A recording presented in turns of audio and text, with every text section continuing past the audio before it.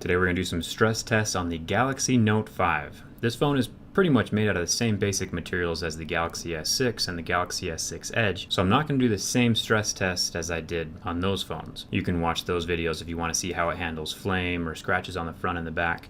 In this video, I'm just going to see how scratch resistant the camera lens is with my razor blade, and I'm going to do a bend test as well. So as you can see, I'm taking my razor blade and sliding it along the glass, a bunch of different angles on the lens, and it actually held up pretty darn well. The camera lens is probably made out of that same tempered glass that the back and the front is made out of, so it's pretty resistant to scratches, which is very nice.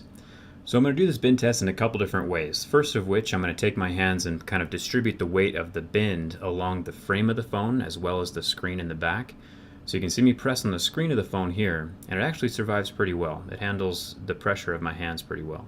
I'm going to flip it around, still keeping the pressure along the frame of the screen just to see how much that can handle. Still pretty straight, screen's just fine, everything's still working really well. So now I'm going to take my hands and press more along the center of the screen to, put some pressure on the guts of the phone. Looks like the guts allow for a little bit of flex, but the frame definitely stays rigid along the side of the phone. I'm going to try twisting it a little bit in my hands just to see if the frame can handle that sort of torque motion. And everything looks good so far. You can see that the phone is slightly warped, but there's no permanent damage.